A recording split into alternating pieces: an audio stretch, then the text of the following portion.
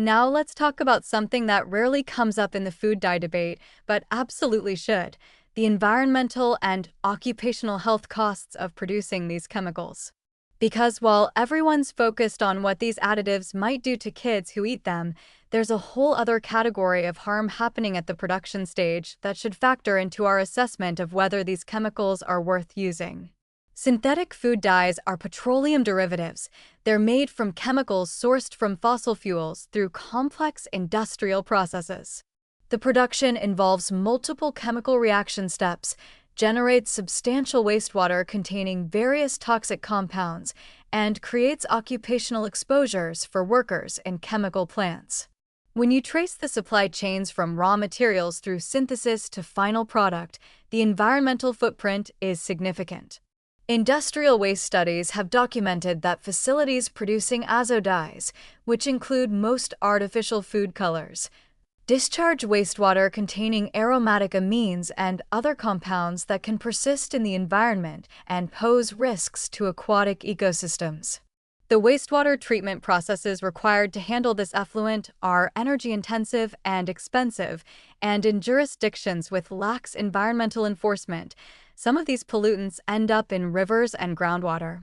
Environmental chemists I've consulted describe the production of synthetic dyes as a legacy of industrial chemistry from an era when environmental costs weren't factored into decision-making. Life cycle assessments that compare synthetic dyes to natural alternatives consistently show that petroleum-based colors have higher environmental impacts in terms of energy consumption, greenhouse gas emissions, water pollution, and generation of hazardous waste.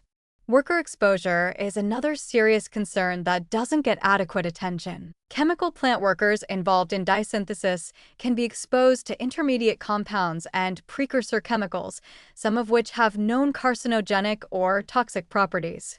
Occupational health studies from dye manufacturing regions, particularly in countries with weaker labor protections, document elevated rates of certain cancers and respiratory diseases among workers. This is an environmental justice issue because these production facilities are typically located in lower-income communities or developing countries where residents have less political power to resist industrial pollution. Communities near dye manufacturing plants report contaminated water supplies, chemical odors, and health problems they attribute to industrial emissions. So when we talk about whether artificial food dyes are worth the risks, we shouldn't just be thinking about the children consuming them, but also the workers producing them and the communities living near production facilities. Natural colorants sourced from agricultural products have their own environmental footprint. Certainly, farming requires land, water, and energy. But the production process is fundamentally different. You're extracting pigments from plants rather than synthesizing chemicals from petroleum. The waste streams are generally less toxic and more biodegradable. The occupational exposures are less concerning. When food manufacturers choose natural over synthetic colors, they're making a choice that has environmental and social implications beyond just the health effects on consumers. This broader view of product impact is increasingly important as we think about sustainability and corporate responsibility.